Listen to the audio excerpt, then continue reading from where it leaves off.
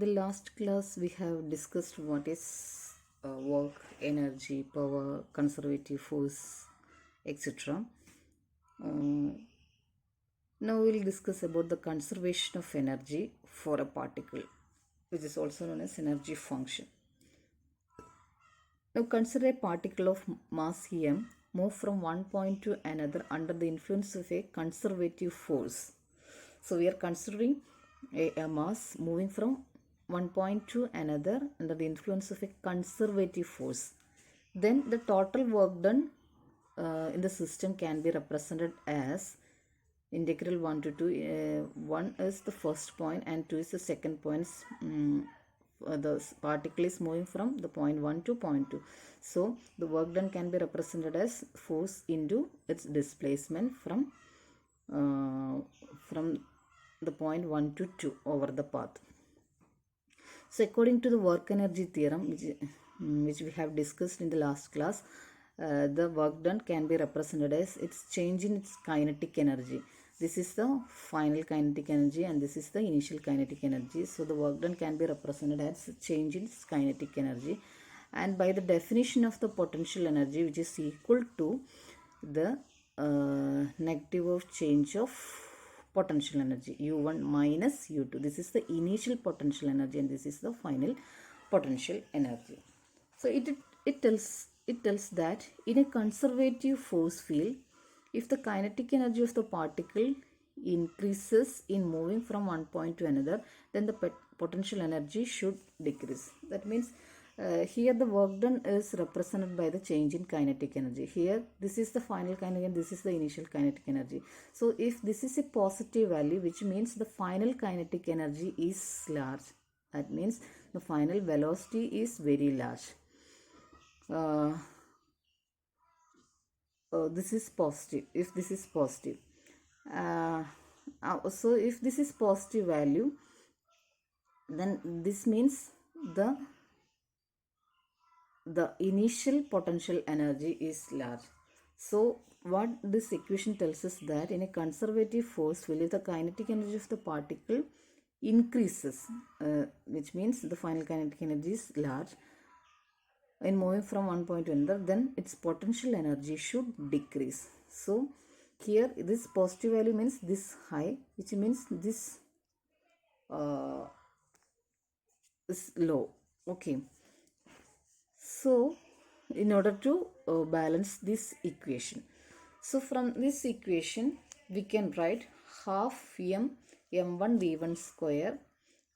So we have this equation half m v2 square minus half m v1 square as u1 minus u2. So from this equation we can write this equation as half m v1 square plus u1.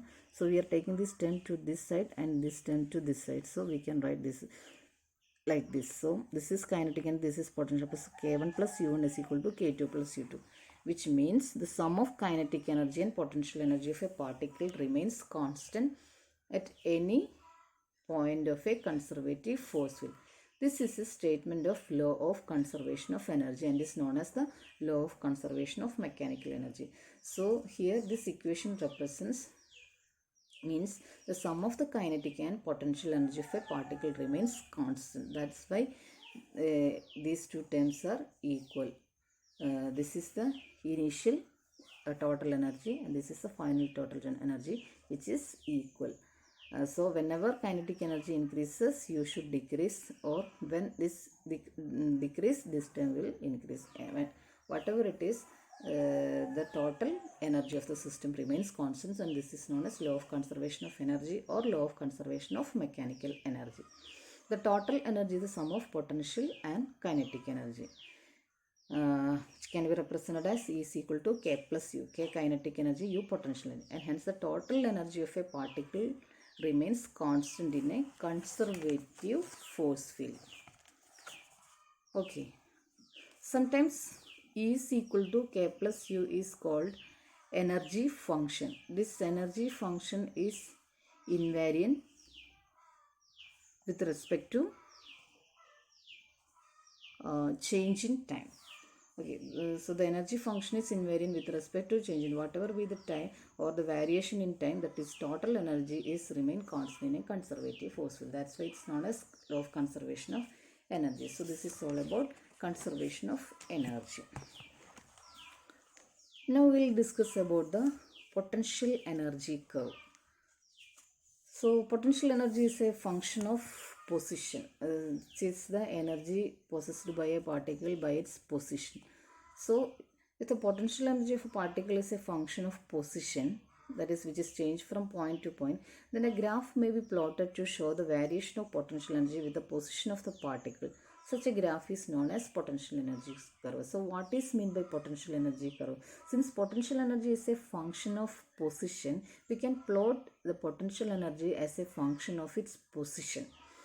And this curve and the graph obtained by plotting this potential energy versus position will give you the potential energy curve. In case if the particle is allowed to move in one dimension only, say along x-axis, the potential energy U will be the function of x coordinate only, and then the force which is conservative on the particle will be given by F is equal to minus du by dx. So if we are considering the one dimensional motion only, that is the particle is restricted to move only along one direction. So for example, if you are taking in the x direction motion only, the conservative force can be represented as the minus gradient of potential energy, which is F is equal to minus du by dx of du by dx. So here this is the possible potential energy curve for motion of particle in one dimension. This is x, particle is restricted to move only in the x direction. So this is the position x and this is the potential energy. So this is the possible potential energy curve. Now by seeing this figure, by observing this figure, you can see that the slope du by dx, since the graph is between u and x, du by dx will represent the slope of the graph. So the slope of the graph of this curve at any points gives the force, since because du by dx is the force, the negative of the negative gradient. The negative of the slope will give you the force at any instant on this curve. Okay. So the slope du by dx increases whenever u increases with the increase in x. So I have redrawn this figure here for easiness. So I have shown this figure here. This is G, this is A, B, C, D. Okay, so this is the region AB, this is the region CD. So in this region, these regions, X increases and U increases. So for these two regions, U and X is increasing. It's in linear relationship, means as X increases, U increases. So slope will be positive. Slope du by dx will be positive in this region, AB and CD region. That's what we are saying here. The slope du by dx increases whenever u increases with the increase in x for AB and CD of the curve, and negative whenever u decreases with the increase in x. Example for the part GA and BC. So considering the part, these two parts of the curve, here potential energy decreases as x increases. Here also potential energy decreases as x increases. So the slope will be negative in these two regions, GA and BC region. Okay. Therefore, the force F, which is minus du by dx, is negative, that is towards the negative x-axis or towards the left whenever the potential energy is increasing with x, and positive or directed towards right whenever the potential energy is increasing with x. That is here du by dx is positive for AB and CD. In this region, the potential energy is decreases. So this is The slope is negative here. Slope is here for this region also. So force is minus of du by dx. So for this region, since this is positive sign, the slope is positive, the force will be negative on this region, AB and CD region. So which means the force is acting towards minus x direction on these regions, regions. And on the other hand, on this region G and BC region, what happens is the slope is negative. Slope negative means force is negative gradient of potential, a negative gradient of in the definition itself there is a minus sign, and the slope is again negative, which means force is positive, means the force is acting in the positive x direction. So on this region GA and BC region, the force is acting towards positive x direction. This means that the force acting on the particle at point tries to bring the particle to the region of lower potential energy. So here in this curve, this is the region of lower potential energy because the position is minimum here. So the potential energy is minimum here, here in this region.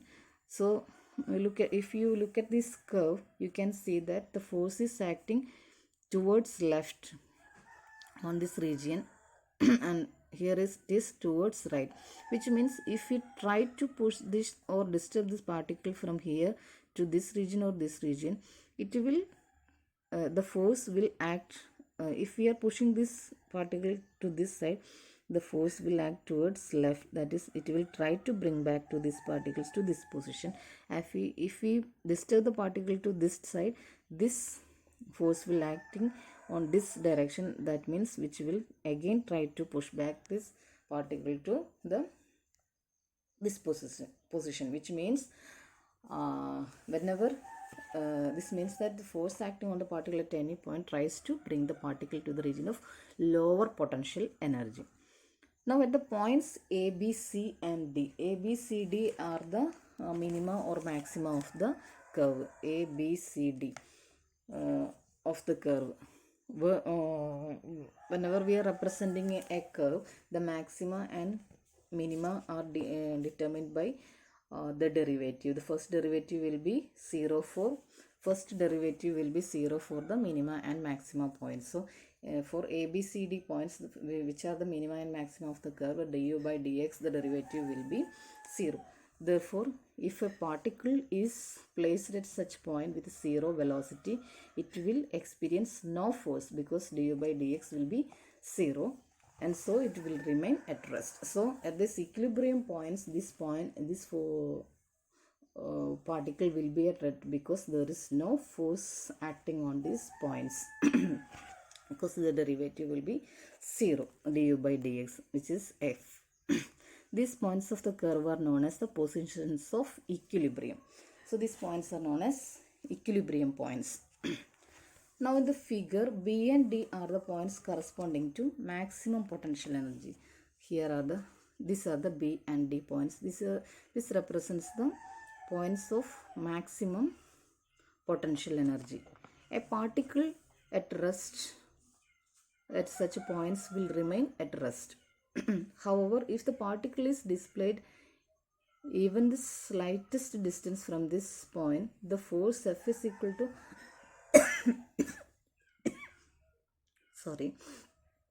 du by dx will tend to push the particle further away from the equilibrium position. Hence, the points B and D are positions of unstable equilibrium. Here, these are points of maximum potential energy, and these are equilibrium points also, where no force is acting. So if you are keeping a particle here, it will remains rest at there. But if we are trying to push or disturbing the particle here, what happens is even a slight disturbance will disturb the system and will push the particle outside this point, because here in this region this force is acting this direction, in this side this force is acting this direction.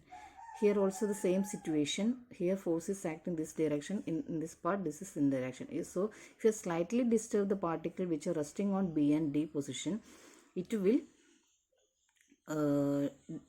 move the particle or disturb the particle from this position to move away from these points. So these are points of unstable equilibrium. Okay. Now the other points A and C. What happens is these are points of minimum potential energy. So if you so the particle will be rest at these points, since the force is 0 here at the minimum equilibrium points also.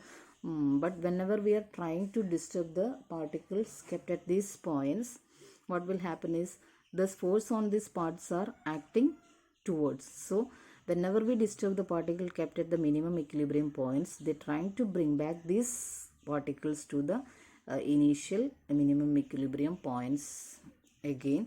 So these are known as stable equilibrium points. So these are unstable equilibrium points where even a slight disturbance will push away the particle from this point. But these are minimum and a potential energy point where the minimum the disturbance, even if you are applying a disturbance, the particle will try to come back to this its original position or its minimum potential energy point. So these are stable equilibrium points. So A and C are stable equilibrium point and B and D are unstable equilibrium points. In case if u is constant in a region, then the slope du by dx and hence the force acting on a particle placed at any point of that region is 0. So wherever the region occur with u is equal to 0, potential energy potential energy constant, then the force will be 0 according to the equation minus du by dx.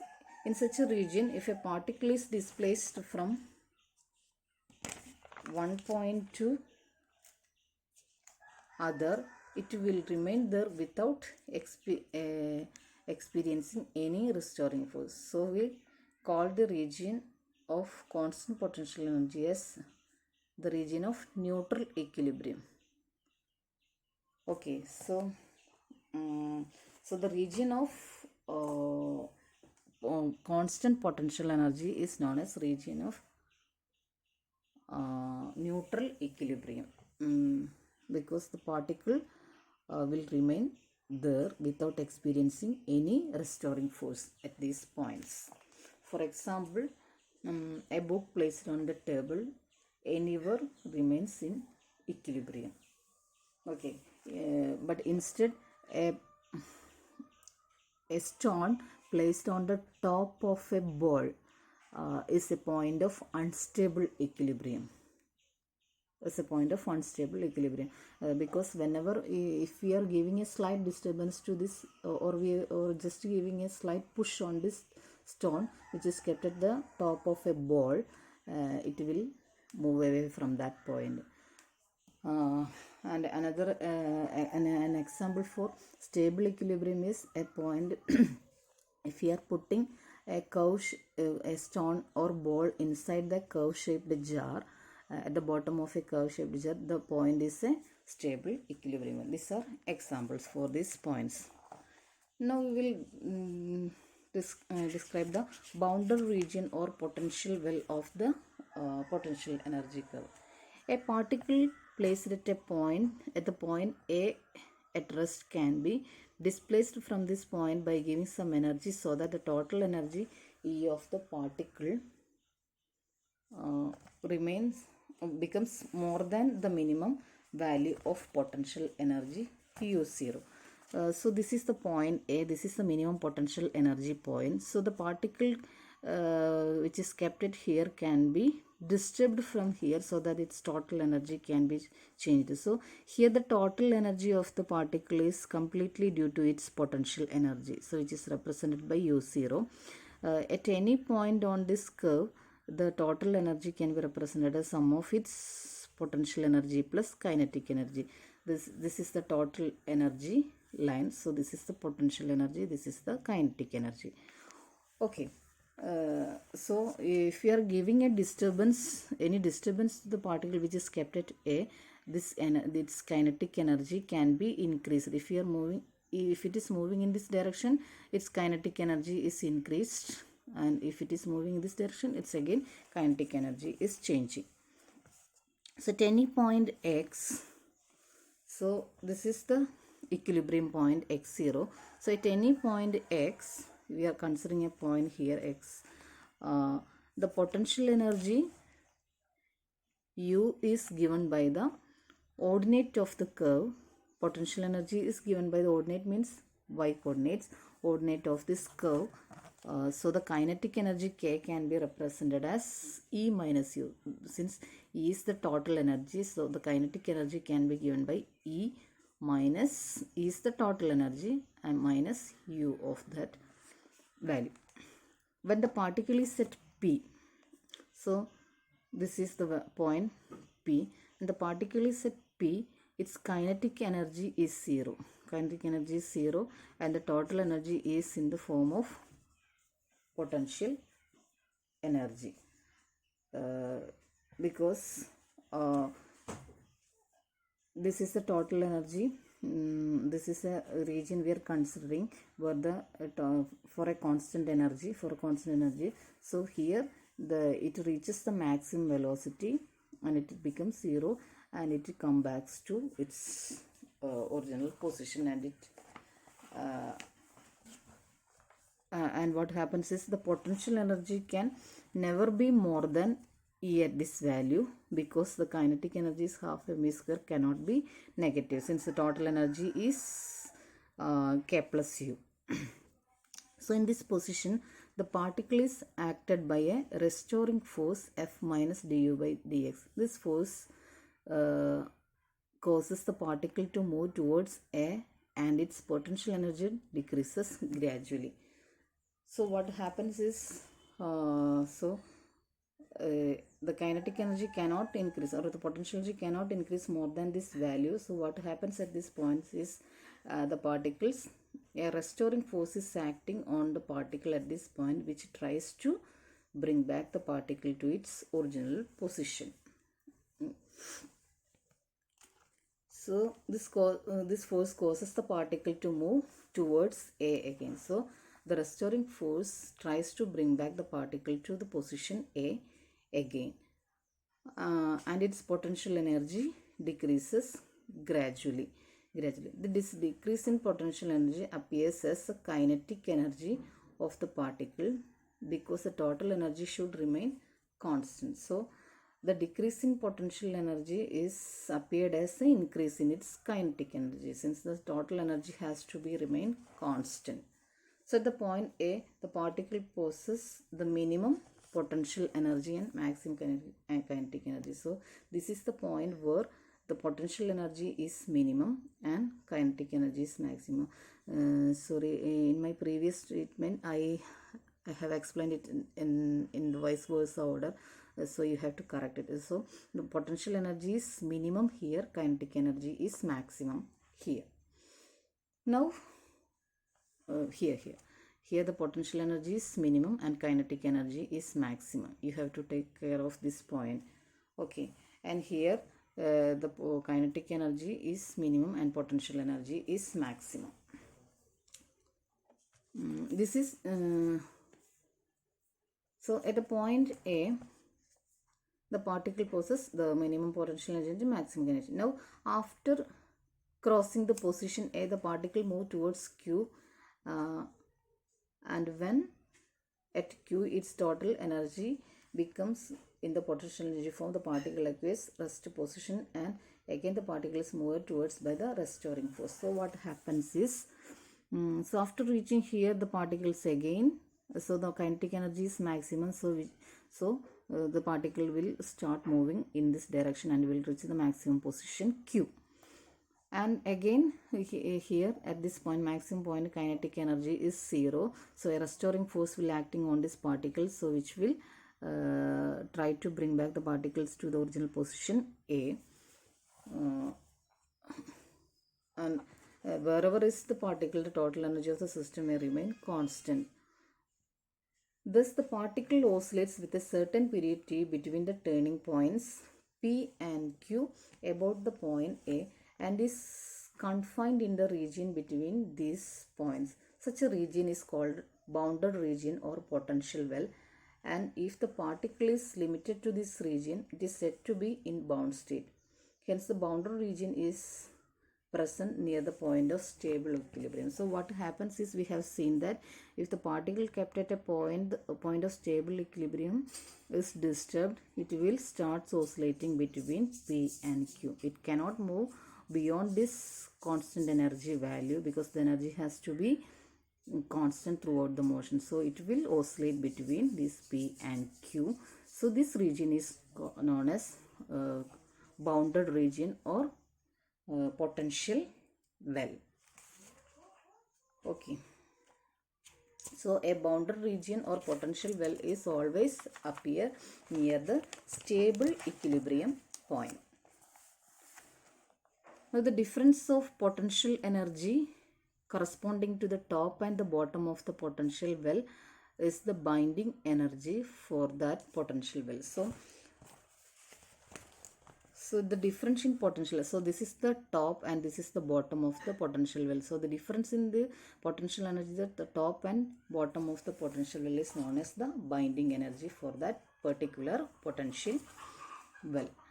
If a particle is in the potential well, it will remain there in the bounded state in the condition that its total energy is less than the potential energy corresponding to the top point, which is quite obvious from the figure. So if the particle is in the point A or in the stable equilibrium point inside the potential well, its total energy is less than its potential energy corresponding to the top point. Now the potential energy U is equal to f of x can be expanded in Taylor series about the point of stable equilibrium x0. So if we expand the potential energy using the Taylor series expansion about the stable equilibrium point x0, we will get the Taylor series expansion like this. You might have studied the Taylor series expansion in your maths classes. So this is the Taylor series expansion about the point x0. For u0, du by dx at x0, etc. are the values at x is equal to x0. Du by dx is the first derivative, d square u by dx square are second derivative, etc. As the point A is the point of minimum potential energy or stable equilibrium point, the value of du by dx at x is equal to x0 should be 0 and d square u by dx square at x0 should be a positive quantity. So at the minimum potential energy point, that is the lower point of the curve, at the minimum potential energy point, the first derivative will be 0 and the second derivative will be positive value. Okay. So the positive quantity we are representing as a constant c. So putting these constants in this equation, we will get u is equal to u0 and the first term du by dx will be 0 at this equilibrium points. So du by dx term will vanish, and for the second term d square u by dx square is positive and we are putting this positive value as c. So the term will become c by 2 factorial x minus x0 whole square, and the next constant as c by 3 factorial etc. So we are rewriting the terms like this. If we assume the region at x0 and the minimum energy u0 is equal to 0, then writing x for x minus x0 we have so what we are saying, we assume that the origin at x0, origin is at x0. So origin at x0 means x0 is equal to 0. So the minimum energy is u0 is equal to 0 here. So we are putting these conditions here. So what we'll get, u0 will be 0 and x0 will be 0. So u is equal to c by 2 factorial x square plus So this term vanish, c by 2 factorial x square, and the next term c1 by 3 factorial x cube plus etc. Now the force acting on the particle is given by the negative gradient of the potential energy. So if we take the negative gradient or negative derivative of u with respect to x, we will get from this equation. If we differentiate this term, 2x differential of x square is 2x, so the 2 and 2 will cancel and minus sign, so minus cx, and again differentiating this will get this term and etc. like this. So and if c1 c2 are 0, if the these higher order terms, in the higher order terms c1 c2 are 0, we can write f as minus cx and u as half cx square. So this represents the force and this represents the potential energy. So this equation will be familiar to you when you learn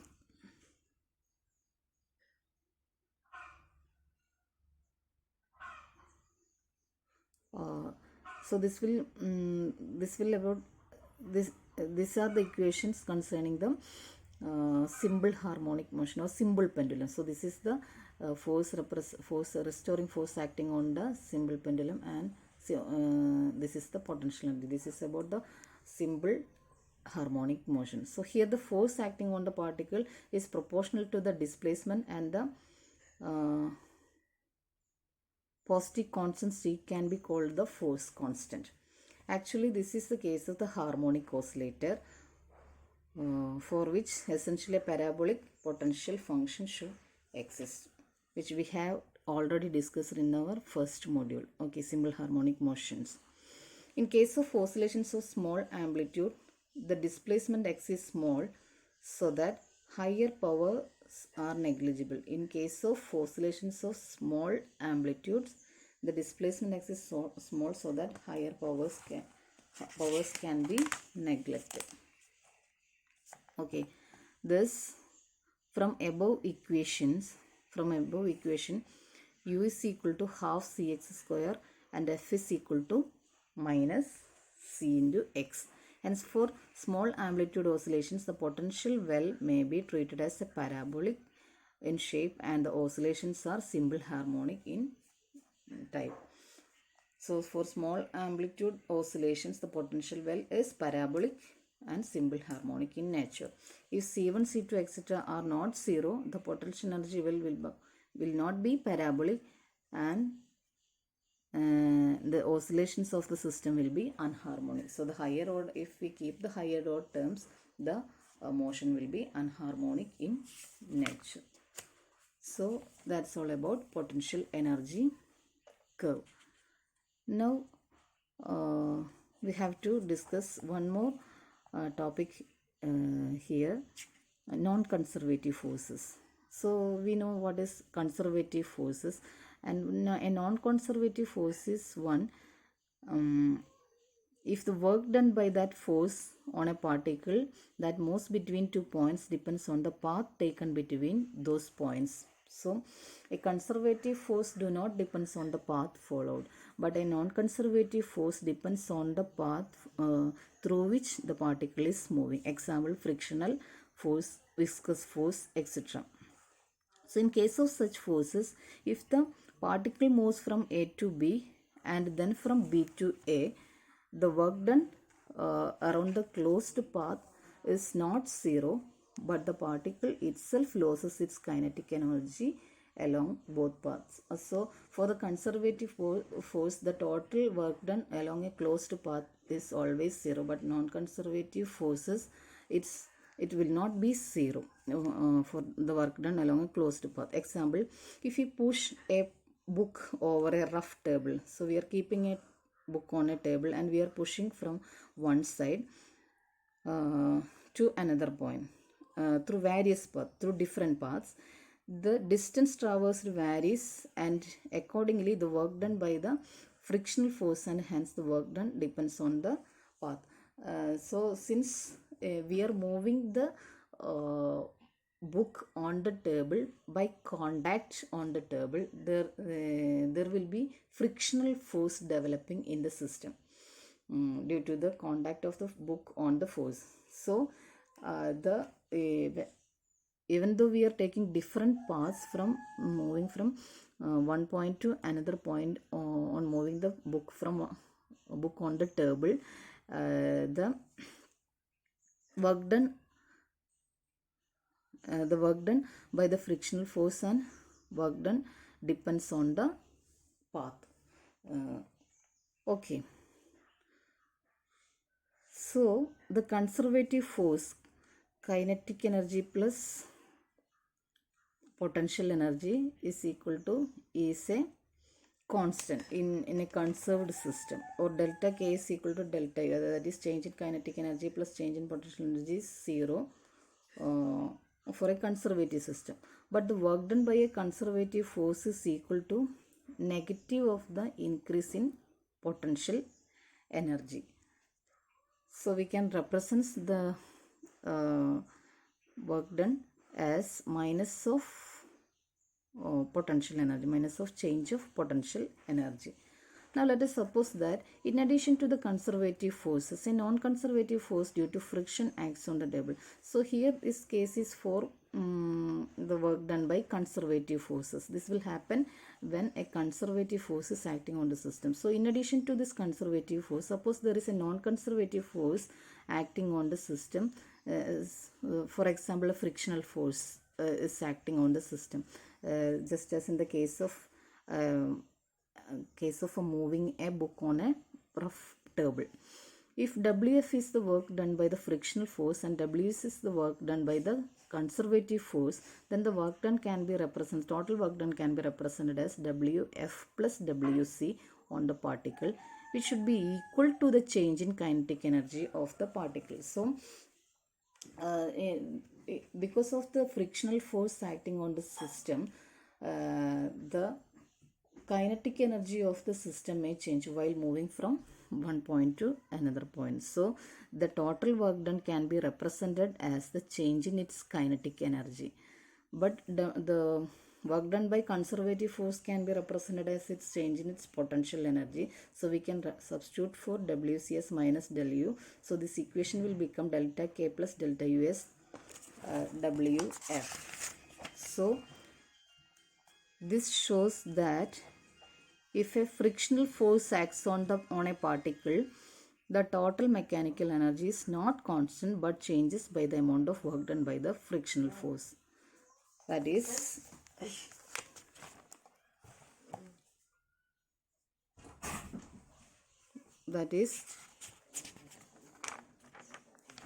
delta K, the change in potential energy plus kinetic energy is not zero. For the conservative force, this should be zero according to the law of conservation of energy. But whenever there is a frictional force or non-conservative force acting on the system, this change, the sum of these changes is not zero but Wf.